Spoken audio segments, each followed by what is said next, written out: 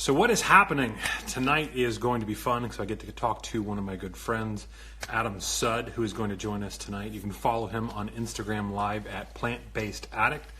We'll talk about how this almost didn't happen again. What's going on, man? All right, so let me bring Adam in here and we'll get started.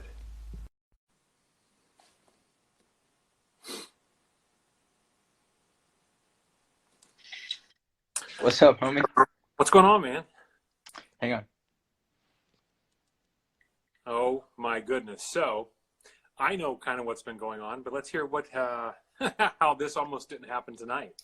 So I got a call from my friend, and she said, "You want to help me with a puppy?" I said, "Yeah, of course. What does that mean?" Rescued a puppy. So I came over to her place. We temporarily named her Maple, because she's so sweet. Perfect. And so I thought I was gonna have to take it to the vet to get like checked out and check for chip, and all that. Right.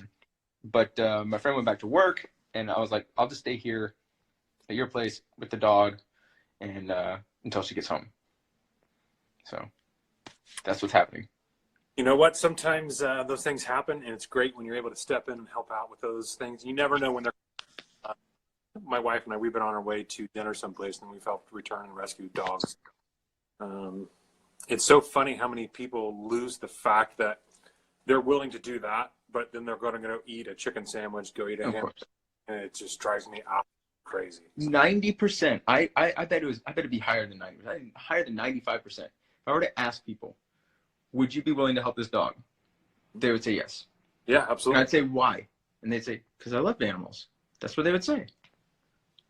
It's just that, I try not to be judgmental because I was that person for 30 years of my life. Yep. But at the same time, it's hard not to get angry because it's like the connection is so profound and so powerful that once you reconnect to that, it's hard not to get angry that other people haven't done it yet. It is difficult. So this week and next, I've been summoned to jury duty. And as soon as I walked in, they started talking about they were planning a luncheon for this Friday. And they started in, this one lady started immediately, how she was, let me tell you how much I love ribs. I had a full rack this night, I had a full rack this night, but I only had a half rack this night. And then after a few minutes of that, I literally just walk in, and I'm one of those people, anytime, any place, I'll be happy to have that conversation. And someone says, hey, is there anyone in here that doesn't eat meat? You open the door, I'm going to jump through Kool-Aid man. That's right. I raised my hand and said, yeah, I don't eat meat or consume dairy products either. My wife and family were vegan. And like the whole room, their heads went on a swivel down at me. And center stage, I said, hey, changed my life. I said, maybe something you guys may want to talk about later, but definitely be willing to have a conversation with you all. So, yeah, man, make every moment an opportunity for it, for at least a conversation. It doesn't have to be, every nuts and bolt for this whole conversation, but to drop a seed or plant a little information here and there, I think is very powerful. I think people who aren't listening are receptive to little bits at a time instead of, dumping the floodgates of the shit we've seen.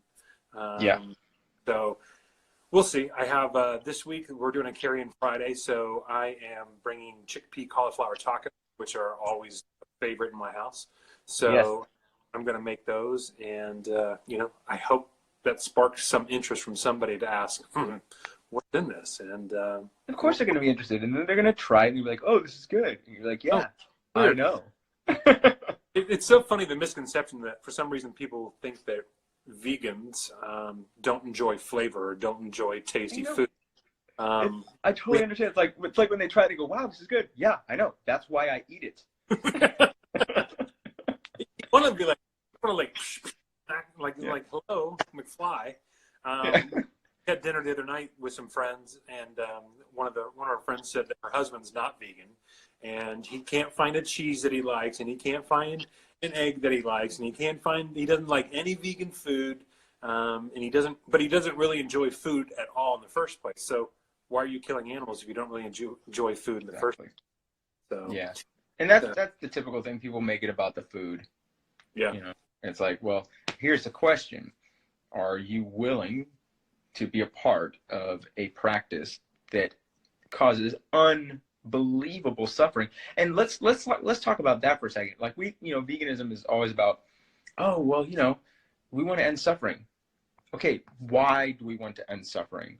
Why do we want to end suffering? Because the things that we as humans covet most in our life is love, freedom, and acknowledgement, right? We want to be acknowledged as living, conscious creatures. We want to have freedom to live our life, and we want to experience love. That is what is being taken from every single animal on this planet that is being used and exploited for either food, clothing, or entertainment. So we're not so much trying to lessen suffering as much as we are trying to return those things about our lives that make every single moment meaningful. That's when people make that connection, it's very powerful. And if you can explain that, exactly what you just shared, to folks, you can hear the wheels grinding, you can see that connection being made, and they can start having conversations, because most of the time, they're not listening, they're not interested, and they don't understand what this is about. I mean, think about it. Why is prison so terrifying? Right? But think about it. Why is prison so terrifying from like an existential experience? Because it robs people of their identity, their freedom, and their love. Yeah. The three things we would fight tooth and nail to keep in our lives are immediately stripped of you. All of their dignity. There's so many things why you would not want to go to jail. And it's okay to enslave other species because they are more vulnerable than we. I had somebody just the other day, they were talking about how, you guys only care about the animals. And that's not true either, because most of these industries thrive on the less fortunate and minorities in communities, and use them to work in these slaughterhouses in these conditions that you or I would never dream of working in. Of course. And that's a huge, misconception that, it's not just about, obviously, veganism as a whole. That's like one of the main pillars, right? But to me, it's about our health. It's about the environment. It's about our future. And that's all of us. That's not just mine. It's not just yours. It's my neighbors, my family, our communities. And, I had mentioned what a CAFO is the other day.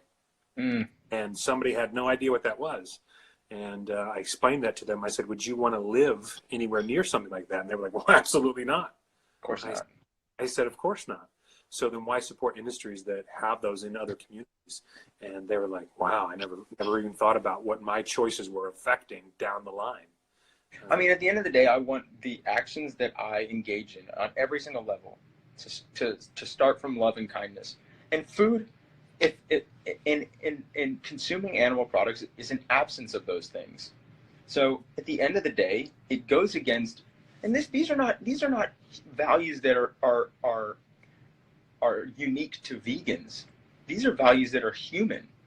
Yeah. Right? It's through conditioning that we believe that these things can be achieved separate from what we eat, and that what we eat has no bearing on whether or not we are living a loving and compassionate lifestyle.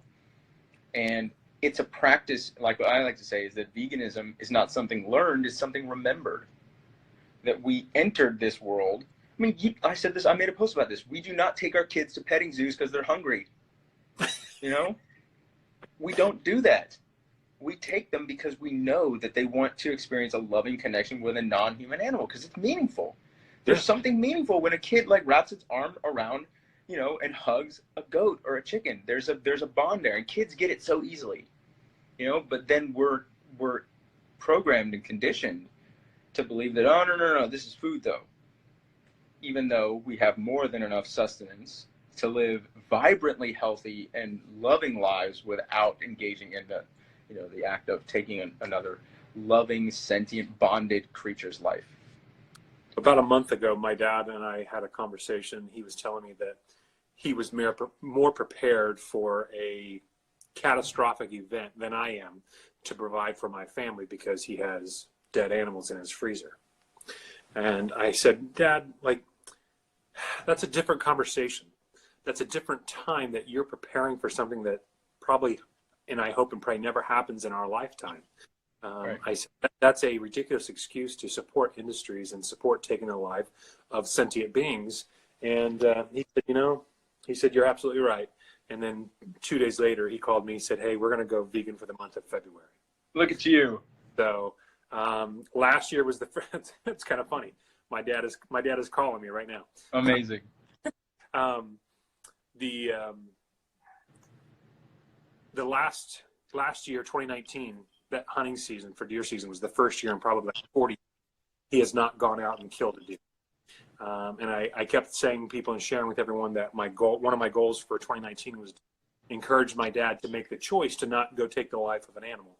And he did that. And now for February, him and my stepmom are going to go vegan. And I'm really excited about that.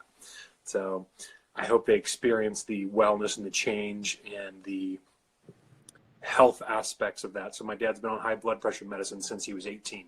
Yeah. That's a medicine that it's not meant to cure you. It's meant to maintain you, to keep buying a prescription for the rest of your life. And I love for him to experience getting off of that and feeling what I feel and what we've experienced by making the changes in our lives. I mean, it's a typical result. You adopt a lifestyle. It's like Dan Buettner recently did an interview where he said, if you want to get healthy, don't try and change your behavior, change your environment. Yeah.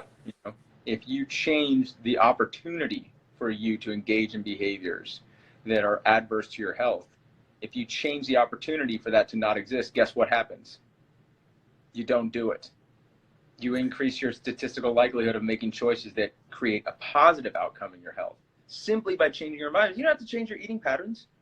Mm-hmm. If you adopt a low-fat, plant-based diet and you eat exactly as much as you do now, you will see positive health effects as a result of it. It doesn't matter if you're eating more or eating less. That applies to just about anything. So when I first met I had some good time drinking buddies, and we drank to excess almost every night of the week. And finally I had to remove that toxic behavior from my life and change what I was in. Otherwise, the road I was headed on was not going to end well for myself or anybody else. So that goes just as much for any issue you're having in your life. You don't necessarily have to, cut out all of your friends, but if people there are enabling those bad habits and those bad features that you're trying to eliminate, sometimes just limit people that you're in and stop running around in bars and those kinds of things. Change. I mean, at some point you're going to have to face the emotional aspect. You're going to have to face that part of yourself that is no longer serving you. But if you can change your environment, for whatever reason, your screen just went black. I just saw that. Yeah. But for whatever reason, you change your environment. It's the first and single most impactful thing you can do to get started, right? If I get rid of all the food in my apartment and replace it with foods like junk food, like let's say we're talking about health here. So let's talk, if I replace it with only vegan junk food, what is the likelihood that I'm going to eat vegan junk food? It's going to go up. It's going to go up. And I did nothing. My behaviors didn't change. My environment changed. Right? So if I fill my apartment with foods that are whole, intact plant foods, sweet potatoes, bananas, mangoes, lentils, oats, what is the likelihood that I'm going to eat those things? That my diet is going to consist mostly of whole, intact plant foods. The statistical likelihood of that outcome increases. Yeah. It's like I say, obviously I love to talk about the feels. I'm all about the emotional part of change and of lifestyle, and that people do have to face those parts of themselves that say, why was it necessary for me in the first place? But the one thing we all have control over is our environment for the most part. And that's a big thing we can do. Once you start making positive choices in the environment that you're in, environment that are around you, the people you surround yourself with, the changes are inevitable. You start making better choices for yourself. And, I credit my wife a lot because I wasn't interested in this. Not in the least bit. And I really appreciate that she started this journey for us, because I talk about this with folks all the time, and that my view on animals isn't the only thing that's changed. Yeah. My personal relationships and connections with other humans has been deepened and strengthened much more. And I feel that even in my personal life, that I'm more kind and compassionate to individuals that I pass on the street just as much as I am more Yeah. kind to my friends and family. So I think that's a huge aspect of this that people overlook, all the way from physical to mental and spiritual health when you make this choice to stop consuming death. Yeah. I mean, at the end of the day, every single part of my life has become better since making the decision to adopt a plant-based diet and a vegan lifestyle 7 years ago. Yeah. Every single part of it. Now, look, I sure as shit don't have everything figured out, right? Even when it comes to like the acceptance of self and all that stuff, I am still a work in progress. Like I get up every day and I notice that like in certain relationships, like when I show up, I need more validation from others than I would like. I would like to validate myself. And so I work on that on a daily basis now. I do meditation in the morning. This is a constant daily practice. But veganism and a plant-based diet have really strengthened my ability to connect to that, because there is no part of myself that is ashamed of my daily actions and how I move through the world. I think of it like this. No one ever has to justify kindness. Never. You never have to justify it. But you hear all the time people making justifications for why they want to eat meat, eggs, and dairy. And why are they justifying it? Because they know, there's an inherent knowing that at a very core fundamental level, it is going against their core values. And I'm not judging them. Okay, I judge them a little. That's fine. I'm working on it. I'm trying. I'm trying. But it's true, right? Yeah. Oh, I only eat grass-fed. What does that have to do with it? Like, I'm not saying, like, not me saying that grass-fed is healthier or not healthier. I'm not talking about that. What I'm talking about is, why do you feel the need to tell me this? Who are you trying to convince here? It's They're not me, because No, as a they're trying to vegan, make- you know, as a vegan, I am not going to agree with any way this animal is fed or treated. Nope. If that's what you're eating, you know this. Who are you talking to right now? You're talking to yourself. There's a feeling that there's a voice deep inside that says, I need an excuse for this. I need a justification right now. And if you are willing to let your bias aside, just drop your ego for a little bit, you can hear that voice. Yeah. And if you want to be okay with it, you can say, ooh, wow. Yeah, it's asking me to do something to justify a behavior that I honestly don't agree with. And for whatever reason, it's just been a part of my life for a long time. And I'm not going to blame myself for believing something I thought to be true for a long time, but no isn't. When you start realizing those things, that you're not arguing with someone else about veganism, they're arguing against themselves and trying to make those excuses. Yeah. Make it almost. I've seen people's light bulb come on and that switch flip, and they realize that, wow, I'm a monster, and Yeah. I don't intentionally ever want to make someone feel that way. No. And someone just asked. Someone asked, did you go vegetarian or to vegan or straight to vegan? So my journey was that we went vegetarian first. Then for about a year and a half, we started looking at what was going on in the egg and the dairy industry. Realized how painfully cruel both of those two industries are, and we knew that we couldn't selectively support cruelty in these industries, but be against industries, other cruelty. So that's when we made the choice to go vegan. Yeah, I was vegetarian for a month when I first started, and that was just from like you. I didn't know everything yet, And so when I did discover it, I was like, oh, this is ridiculous. Like, and it was such a small percentage of my calories. Yeah, it was like, this is absurd. It was like, what was I holding on to this for? It's amazing once you start learning, and this is a journey. So I'm always one that is supportive of someone trying to make choices to make life better for themselves, for the environment, for the animals. If someone comes to me and says, hey, I want to go vegetarian, I'm going to support that, but my end result is going to be encourage you to make that final step and remove dairy and eggs and anything else from your life. But, progress over perfection, and I'd rather someone come to this movement by stepping into it versus jumping in and failing and jumping out because they didn't know everything. They have the health aspect nailed down. They didn't understand all of the things they needed to be doing for themselves. So I think it's important because unfortunately there are some in this movement that, they're all or nothing or you're dead to me. And we got to do better at that, because just like you and I spent almost 36 years of my life being conditioned a certain way of what I should be eating. and what was okay to eat, and that I would justify the things I did, including hunting and killing animals myself. Yeah. That people have to learn how to break that habit. And it's not always a light switch moment, but some people do have that, which is incredible. I mean, you know, for me, I had to nearly die. You know, I had to survive suicide. I had to survive being 350 pounds and addicted to substances. You know, being a criminal drug addict for 10 years. I had to go through living in a way that was such a morally repressive way of moving through the world. That just the self-hatred that I had, and the disconnection from all meaningful things that made life enjoyable, that made life something I wanted to show up for, were so completely severed from me. Sure. And I had to realize that, you know, I talk about this openly about my suicide attempt, that, you know, life had become so physically, spiritually, and emotionally painful that I attempted suicide by overdose. And you know, I remember the feeling of watching everything as I was blacking out, as I, you know, fell onto the floor, thinking that, wow, I'm about to die. Like, this is it. And I'm completely disconnected from everything that's ever been meaningful to me.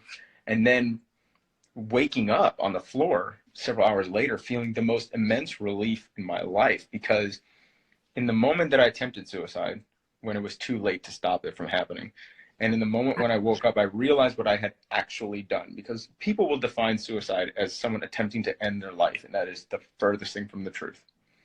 What suicide is someone attempting to end a pain they do not know how to stop.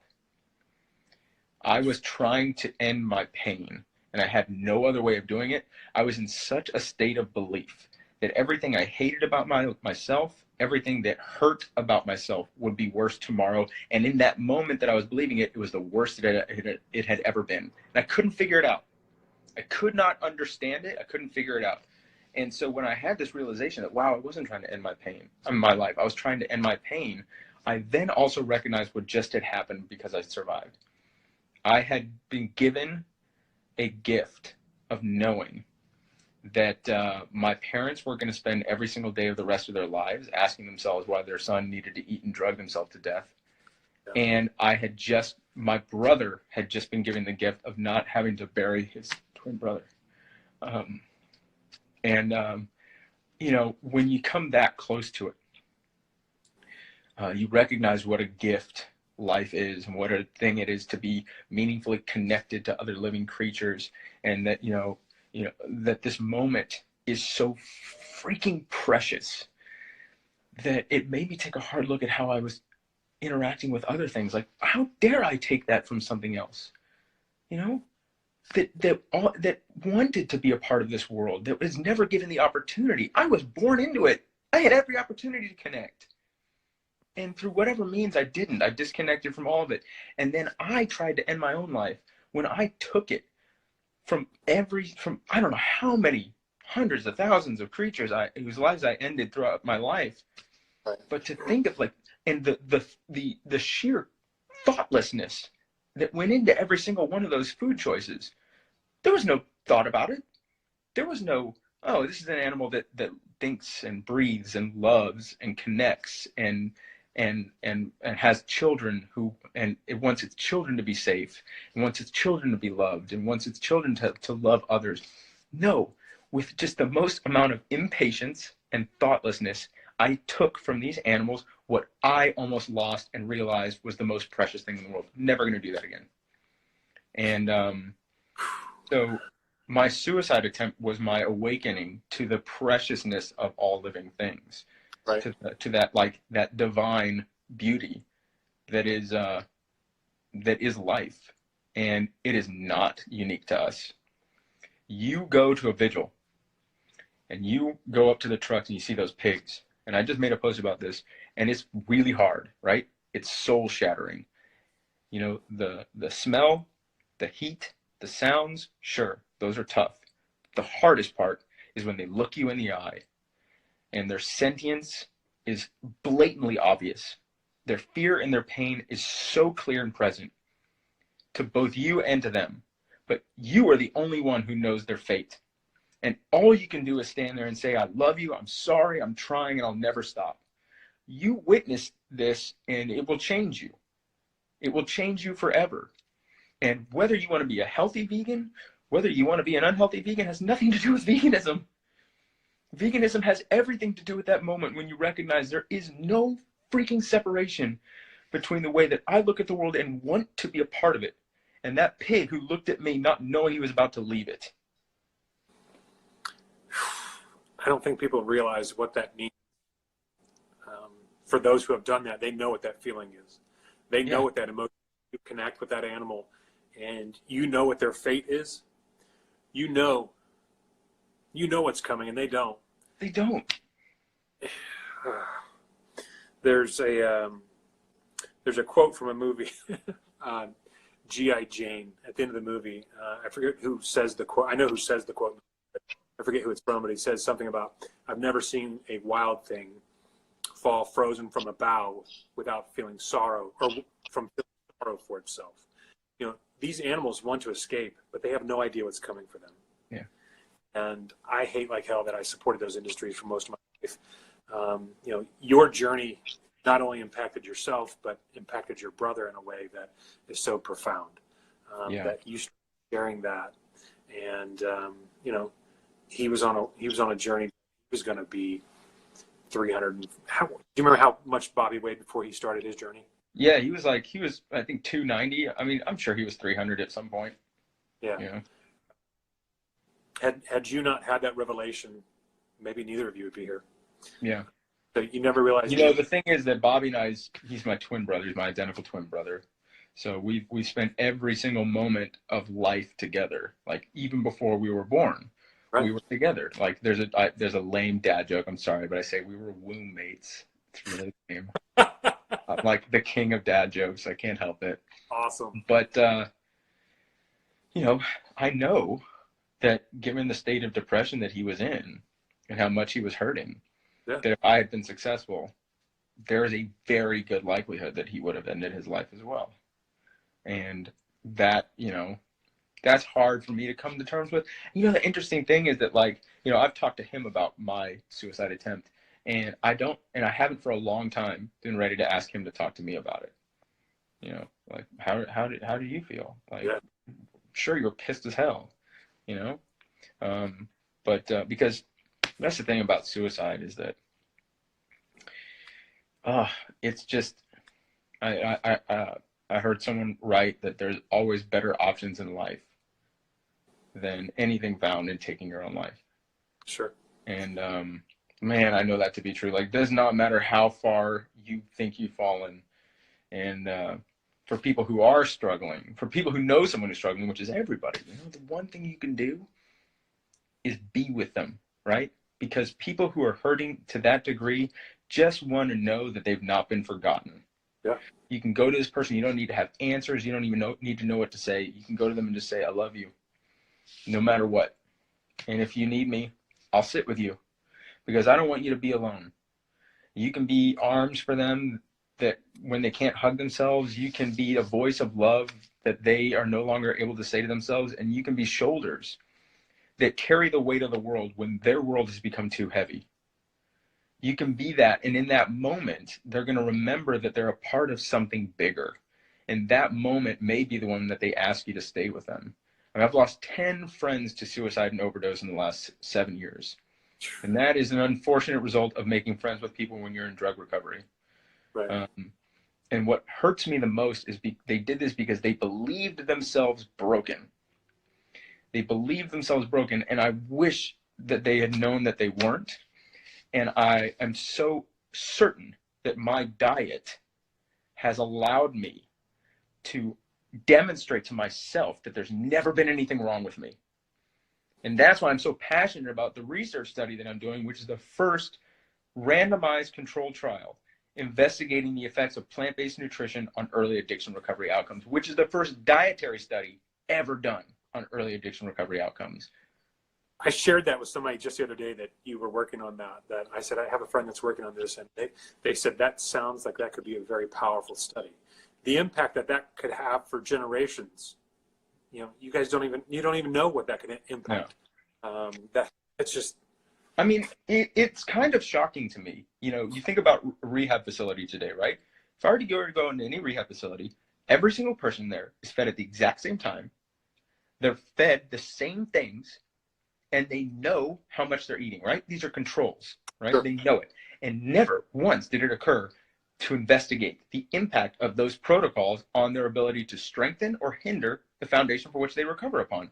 Not whether it keeps them sober or not, but how does your diet, how does your understanding of your impact on the world around you, how does your understanding of how your diet is returning you to that authentic self, how does that affect your gut microbiome? How does that affect your blood biomarkers? And how do those impact the mediating factors of early addiction recovery, depression, anxiety, self-compassion, resiliency? This is what we're tracking. And what's amazing about that is because we're not looking at sobriety, it's applicable to the entire human population. We're going to show, this is what I'm so excited about, that a plant-based diet allows you the opportunity to better face the parts of yourselves that are no longer serving you and move through it with grace.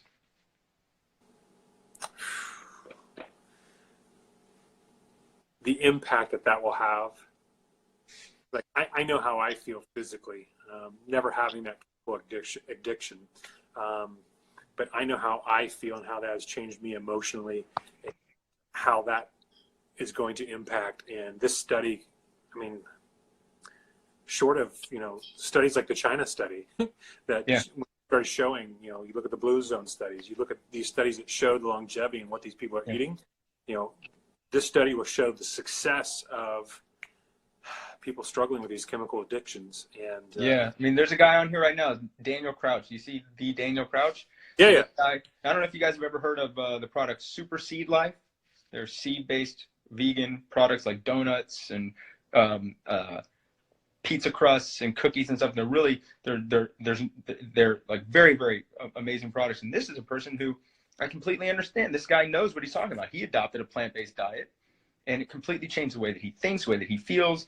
And he's just an awesome guy. He's a local Austin guy. He's fantastic. So I saw him jump on, but he gets it. That's fantastic. I love that. Something else. So you didn't post it. Bobby did. So you put on like 20 pounds of muscle here recently? Yes, sir. So been hitting the gym hard, and the gains are showing. But, the myth that vegans are weak is dead wrong. Absolutely wrong. First of all, let's define strength by what it is. All right, because sure, we can talk about physical strength all day, yes. But what real strength is knowing how you want to show up for the world, knowing that people are going to judge you for it, and being like, I know what's right, and you can judge me all day. Having the strength to stand up for what you know is right, regardless if the majority of the world believes you crazy. All right. That's what real strength is. Sure, over the last 7 months, I've hopped in the gym, I've lifted heavy weight, and I've eaten enough calories to build. That's what it took. All right, that really has no bearing on whether you're eating meat or plants. My health as a result of eating only plants is going to be better. Right? I'm not going to have a heart attack by consuming, ribeye steaks and whey protein powder. Right? I'm gonna gain muscle. I'm gonna be fit, and I'm gonna be healthy. And I'm not going to have a negative impact on the planet and the animals, which should be the first priority, right? How do I and how I show up for the world either increase the love and compassion of the world around me, or increase the suffering of the world around me? And that's a choice. Yeah. I have that opportunity every single day. So if it's possible, why wouldn't I do it?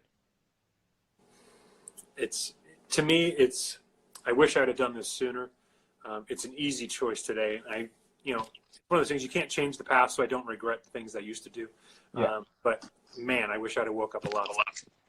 You know what? It's funny because I was having a conversation with somebody, and they're like, how do you feel about, have you forgiven yourself for the 30 years of eating meat? I'm like, you know what? I can forgive myself for the first 15. But by the time I was 16, 17 years old, and I knew, shit, man, I'm from Texas. You don't think I knew what happens? I knew, and I did it anyways. I don't deserve to forgive myself for that, and the animals deserve better, right? The pain that I feel in my heart for those 15 years when I knowingly inflicted pain is going to drive me to do everything possible to stop that from happening again and to help people wake up and come to this higher state of living, right? That pain is going to serve me and them so well. I don't ever want it to go. No. I talk about it often that I don't use it as a tool. I use it as a crutch, talking about my past and my upbringing. Yeah. Being a former hunter, I remember the first time I took the life of an animal. I could walk you exactly to where it was in the woods on a piece of property that family friends of ours own. And I'll never forget that day. I'll never forget it, and I don't want to forget it because I want to be able to use that as a tool to reach other hunters, other farmers, yes, to wake them up and let them know that, look, this is possible. It doesn't take your masculinity away. No, man. Bro, I can tell you, it doesn't. I had erectile dysfunction, and now not a problem. My wife cringes every time I frickin' talk about it, but it's so important because there are men out there suffering, and they don't need to have procedures. They don't need to have some ridiculous ass unhealthy medicine that's going to dilate their arteries that are unsafe for them. There's a reason why those medicines have on them. Make sure you check with your doctor to make sure you're healthy enough for sexual activity. Yeah. Like you didn't have a heart attack. No. Yeah. Like that was the biggest sign that you have something wrong when stuff's not working. By the time I was 30, I was having ED issues, and it continually got worse and worse and worse until we went vegan. And it's like, I'm telling you, gone. I'm 37. My sex drive has never been this good. Like, it's unreal. It's unreal, guys. Well, and that's why you keep bringing up the fact that this movement in general is predominantly women. So I like it that way. I'm sorry, but we got to get some more fellows on board. I know we do, but we can still keep the ratio the same. If you keep increasing, keep increasing, yeah, we'll increase the population, but let's keep the ratio the way it is. I feel very strongly about that. Apparently, increases your odds. So, thankfully, I'm fortunate enough that I don't have to worry about the odds, and I'm going to work about waking up more men in particular to start looking at things differently. Yeah. And I'm with you, man, because at the end of the day, it's about the animals. Yes, absolutely. That's what a lot of people don't understand is that at the end of the day, yes, I want to feel better. Yes, I want to do better for the environment, but I started this journey for the animals. And those three are so interconnected. I will support anyone that wants to come to this movement for their health. If they come, I want to be whole food plant-based. I want to improve my health. I'm going to support that. And then what they don't realize is that impact also touches on the environment. It also touches on, obviously, the animals and their personal health. And then the more they get into it, the more they realize that, shit, I should have been doing this for the animals in the first place. So. Yeah. I mean, that's why we're vegan, because it's like my brother says, veganism is not a diet, it's an ethic. Yes. And that's why veganism never made anybody healthy, and it never made anybody sick. What we choose to eat while we're vegan is the result of that. But veganism is not a diet. And that's why you hear people say, oh, I was vegan and now I'm not. No, you weren't. You never were. Never were. Never were. And that's okay, right? Like, it's okay if you say, like, I ate a vegan diet and now I stopped eating a vegan diet. But you were never vegan. And it's not a judgment. It's just reality. Yes. Because if it's about the animals first, you'll figure it out. You'll figure it out, like the food is like, it's like, people are like, what do you do at an airport? I don't know. Get on a plane? I'm going to travel like everybody else at the airport. Yeah. I'm going to eat a pack of pretzels. I'm going to get a pack of nuts, whatever I got to do. Yeah. There's Starbucks has oatmeal. There's bananas everywhere. Guys, yeah. It's not so hard. Starbucks is talking about they're wanting to reduce their dairy. Yes. That would be incredible. And so I stopped getting upcharged for getting plant-based milk. So that, or maybe they'll just leave the price higher. I'm okay with that. I'm sure at some point they're recouping their losses, but the reason they're able to sell the animal dairy products cheaper is because those products are subsidized by the government. There's a reason why McDonald's can sell a freaking cheeseburger for 99 cents, but their salads are almost $8. Oh yeah. It's a huge part of the problem. You look at the FDA and the USDA and how corrupt they are. My God, the things that they're funding, just as big pharma, the things that they're funding as well is. I mean, that's the other part of it. We have to think about. All right, so even if we were to get past like the animal agriculture industry, right? And Yeah. be like, all right, the United States government is going to recognize that eating animals actually does create the chronic health crisis that we're in. The pharmaceutical industry, 80% of antibiotics go to the animal agriculture industry. Do you really think they're going to let that gold mine go? No, they don't want to. Heck Absolutely. no. They're gonna fight it tooth and nail. Yeah. Absolutely. These industries are going to do everything they can do to stop this as well. You keep seeing these articles about how, you know, these meat substitutes aren't healthy. Well, no one's going out here and saying they're a world health food. I saw this post. You didn't go to Burger it was King. John Lewis. John Lewis made a post. John Lewis, Badass Vegan. If you guys don't follow Badass Vegan, he's awesome. He made a post. He goes, somebody said that Impossible Burgers aren't healthy, and then the response is, well, Mortimer, no one's going to Burger King to get healthy. I reshared that because that is absolutely awesome. That's where I was going with that. Yeah, you didn't go to Burger King because you wanted healthy, because that Diet Coke and those fried potatoes aren't helping. Yeah, I know, right? That was awesome. I think it was about a week ago he shared that. I just like that the person's name was Mortimer. When you see shit like that, I mean, you just got to put it back out in the world for everyone to consume, because it's true, it's funny, it's accurate, and sometimes it's sad that it's true. But man, if people will wake up and realize that, you know, one of my friends, Toby, she works for the Good Food Institute. So so they you know, they're doing, you know, a lot of lab grown meat, and personally I'm not going to consume it because it's not for me. That's not not what I want to consume, but I will support that if that gets people to stop slaughtering animals. It also stops the environmental impact. It stops, you know, all kinds of things. I've told people, because I got to visit Memphis Meats, which is another lab grown meat. It's the world's leading lab grown meat facility. It's in Berkeley. Okay. You know, I have to tell you, man, I wish it would be the vegan movement that ended animal agriculture. It's going to be that. You think so? I do. Because, look, I don't care if you eat meat if it doesn't come from an animal that was raised and killed and tortured. You want to eat Petri dish meat? Be my guest. Sure. Be my guest, you know? I mean, it's not going to be healthy for you. We're still going to see type 2 diabetes and heart disease and cancer rates and all this stuff exactly where it is. So, question with that then. Since you brought that up, do you feel that, you know, so that one of the ideas behind this lab-grown meat is it doesn't need the antibiotics, it doesn't need all the hormones, it doesn't need the additives they put into it. That should be, in theory, healthier for you. Yeah. It's funny because, you know, and I love like topics like this because we go, oh, it's healthier meat, so therefore it must be healthy because it's healthier. Well, healthier than what? Okay, like what is the comparison? Yes.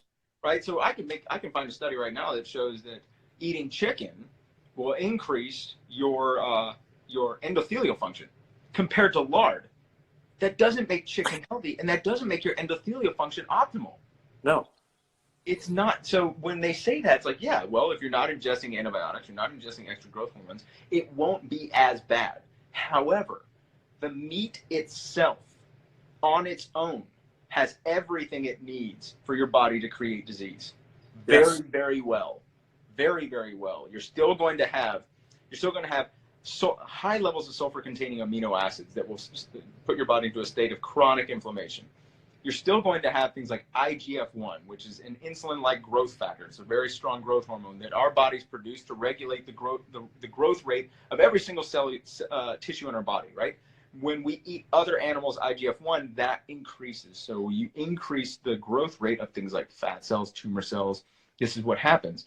You have something called Nu5GC. Nu5GC is a very, very problematic thing. That was my dad calling. You do not want to consume this. Heart disease and cancer go up when you consume Nu5GC. You have something called trimethylamine oxide. So when you consume meat, you have bacteria in your gut that feed on carnitine. And this bacteria that feeds on carnitine releases a molecule called trimethylamine, TMA. That molecule is then oxidized in the liver and produces something called trimethylamine N oxide, TMAO. This is a molecule that literally drives cholesterol into the artery walls. This is something that creates heart disease. We know that it comes from bacteria in the gut that live in the guts of meat eaters, because you take a meat eater, you put them on a plant-based diet for 6 months, you feed them a steak again, guess what happens? No TMAO, because the bacteria is no longer there. So this is something that is acquired from a lifetime of eating meat. There's also endotoxins. There's heterocyclic amines. I mean, I can go on and on and on, and these have nothing to do with added hormones or antibiotics. This is simply meat in and of itself. Then you have cholesterol, you have saturated fat, you have all these other things. People are going to get sick eating meat. Doesn't matter how clean it is. Yes, that's very important. You can. My wife's got. She's like, so we've been fighting the plague in the house. Yeah, I heard. My wife tested positive for influenza A, and so did our 4-year-old. So those two they're a hot mess right now. So she texted me. She's like, I need to get a water. So my garage is my space. Like, I need to like quarantine myself out here. So I was like, just come out and get one. And she wanted to make sure she wasn't on the video. I think it's important that people understand that, you're still, those things are still not going to be healthy for you, even though they're grown in a lab. And, just like you said earlier, the grass-fed idea of grass-fed beef. Sure, it's healthier for you, but at the end of the day, the overall substance that it's made up of is still going to make. Yeah, exactly. It's like filtered cigarettes versus unfiltered. Technically, filtered is better for you. It filtered it. Make it good. A friend of mine had posted a story that was in USA Today. I meant to share this. That it said it was okay to eat red meat because it doesn't destroy the planet, and it's not gonna be unhealthy for you. I love that she can make that statement. Well, can she back it? Let's back it up. Compared to what? So this was so I looked at it, and it was some opinion piece from some jackalope in the USA Today. So then there was a comment that someone had left on it. And the comment was, if you look at all of the apex predators, the lean muscle animals on the planet, you look at wolves, you look at cheetahs, you look at lions, they all eat meat. You look at the big, the fat, and the slow animals, elephants, hippos, and cows, they're all big. I'm going to stick to my meat. And oh my God, the things I wanted to say, like I didn't, because I didn't want to open that can at like 11:30. I was recently watching a show, and they were talking about, it was a funny show, and they had a great comment where he's like, don't you find it absurd that this prophet required this device in order to hear the voice of God? And he goes, well, I think it absurd that there was a prophet at all. Everything else was just gravy. And so I think about what you said, and he goes, when he just mentioned that I'm going to keep eating meat because of the fact that animals that eat meat are lean and fast, commenting, everything else he would say would just be gravy. And they asked him, what do you mean by gravy? He goes, well, once something is stupid, it doesn't matter how much more stupid you put on top of it. That is awesome. Just, it's amazing when people, that's the logic they want to use. And it's just. And that's coming from a place of trying to justify a belief that they have without having to do any research or make any kind of, look at scientific consensus or anything other than what they want it to be. Right? Sure. There's a great quote by a guy named Ray Cronise. You know who Ray Cronise is? Ray Cronise. He's very big in the plant-based movement. He was a NASA scientist. This guy is ridiculously smart. And he says that when your worldview is confronted with real-world observations, it is the real-world observation that takes first place. Like, it does not matter what you think about the world. If you observe something different and it is in conflict with what you believe, you have to look at the real-world observation first. You have to say, does my worldview take second place to what is really occurring? It has to. It has to. Else you're being ignorant. The problem is, I have a meme that's saved. It's a picture of Albert Einstein. And it says, the thing about smart motherfuckers is that we seem like crazy motherfuckers to stupid motherfuckers. And that is so, drop that on some people that they can't even grasp the idea of what you said. Yeah. And those are the people that would comment, bacon. There's some people that you could provide that information to, and they're just not gonna, it's not gonna resonate at all. But that's pretty damn good. You said, go Albert. Man, I tell you what. So we have 10 minutes left. Let's Is do there this. anybody on here that has any questions, either from myself? Yeah, or let's do from some Adam? Q&A. I can't wait. I'm excited about Q&A. I love Q&A. Q&A is always good. I wish there wasn't a limit on IG Live. This is such a great. Yeah, that's a new thing. I really, you and I used this about a year ago, and that was when I did a series called 28 Vegans. I ended up interviewing 29 vegans from all over the place. Your brother, people like Damian Mander, Jennifer. That was Jennifer, awesome that you got Damien on. dude, when he said yes, and he's like, he was like, how the fuck are we going to do this? I'm in Zimbabwe. Yeah. That was awesome. That was a lot of fun. We had Jennifer and Rodney Barrett on. Vegan comfort food isn't chips or Oreos. That isn't chips and Oreos. That's what they want. They want us to give them recommendations for. Man, have you ever had a sweet potato with tahini on it? I have not. Dude. Pretty good? Yes. You get a Japanese sweet potato. You put a little tahini on it. If that doesn't make you comfortable. Okay, here's the thing. This is great. Okay, this person says they're an emotional eater. I want to talk about this. All right, there you go. Okay, so we have to understand, how do you handle decisions about veganism with non-vegans without scaring them off? It's not my job to make other people understand how I live my life. So if I'm handling a decision about veganism with non-vegans, it's not my job to make sure that they're comfortable with how I choose to act in that situation. All right, the emotional eating part. I want you to watch a TED Talk by an evolutionary psychologist named Doug Lisle. It's called The Pleasure Trap, because a lot of our emotional responses actually have to do with a biological mechanism of compulsion.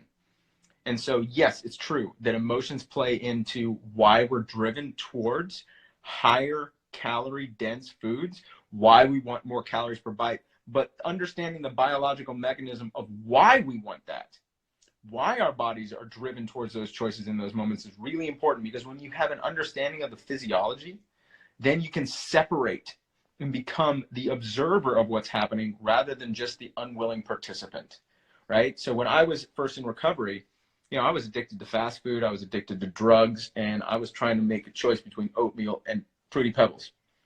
And I would get angry because I knew the decision, like I knew what would happen if I chose oatmeal, and I knew how bad it would be for me if I chose Fruity Pebbles. So why would I still want Fruity Pebbles? Why was this not a matter of intellect and will? The truth is that your body is going to compel you to choose any behavior that creates a higher than normal dopamine response, because we know dopamine causes the exciting euphoria of pleasure. But what I didn't know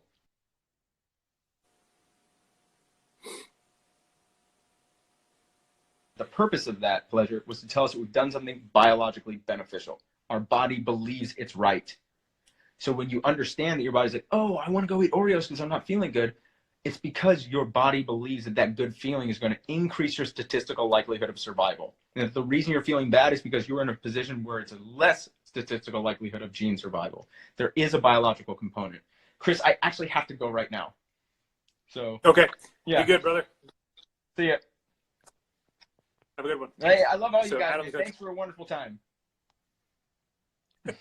Be good, brother.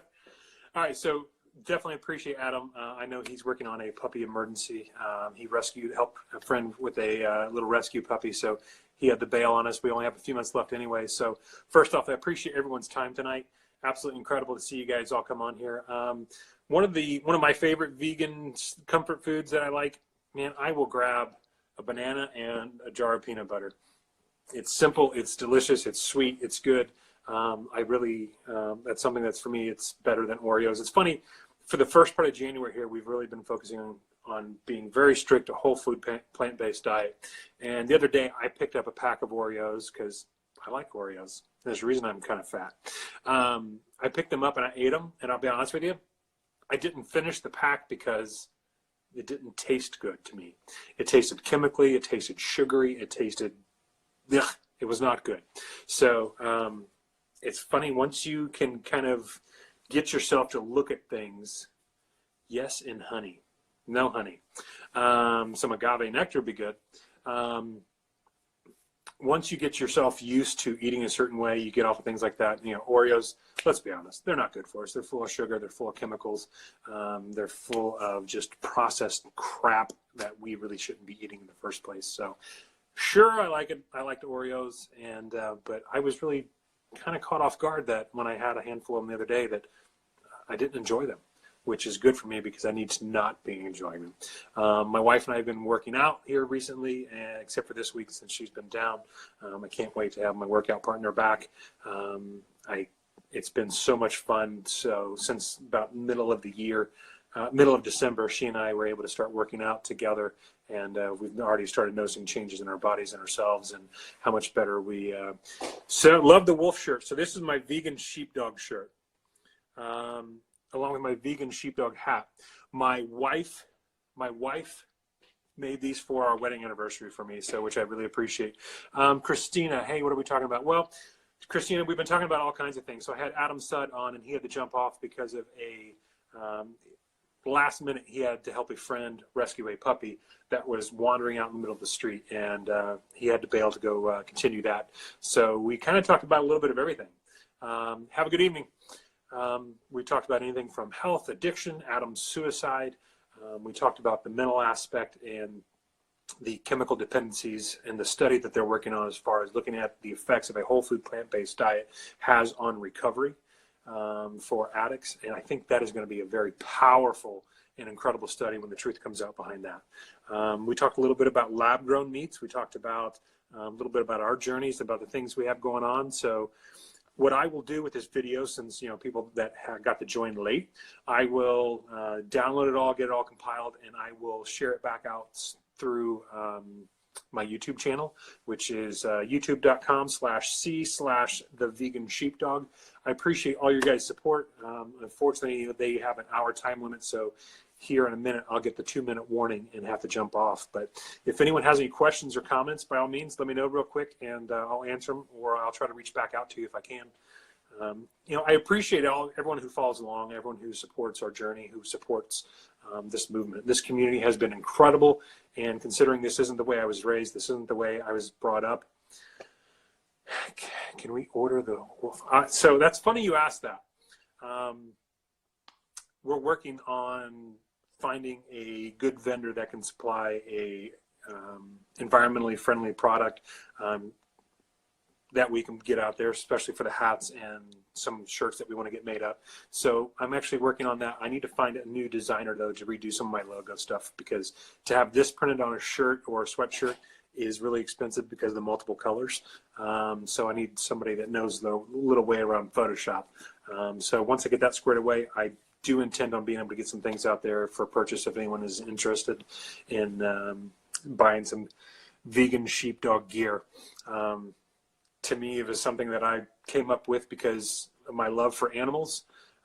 So Christina, real quick. I look at it that I will defend my family, my flock, my herd, and that's exactly why I came up with the sheepdog.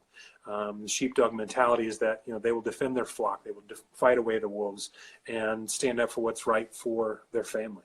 And that's kind of how I was raised, and that's kind of my mentality. And then obviously the vegan portion is for the animals. And so that's why I created the vegan sheepdog. I will stand up between anybody and an animal, defend them and protect them, and help others wake up to start their own journeys as well, because it doesn't do any good if it's just me or just you guys out here fighting for this. We need other people to wake up and start their own journey. I think it's important for people to find the purpose for that journey for themselves.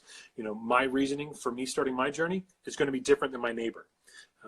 But I'm going to share my story because there are other people, other hunters. So, I grew up hunting and fishing my whole life. Spent 36 years of my life eating and consuming and hunting animals. And this was a huge change because of what my wife brought into my life. So I really appreciate what she did for our family and for this movement, and for all the encouragement from you guys. This has been incredible. I'm very fortunate to be a part of this community, and I'm so glad to be here. And I really appreciate all you guys stopping in, taking some time to say hello. I'm going to try to do more of these with other folks as well. So I had Adam Sud on tonight. I'm going to try to get Bobby Sud on. That's his twin brother who lives out in LA. If any of you guys saw the pictures of Joaquin Phoenix after the Saga Awards in his tux at Farmer John's Slaughterhouse at the vigil, Bobby took those pictures. Bobby is just the Sud brothers. I just love them to death. Thank you very much, Christina. I really I shared it on my IGTV. I had a very emotional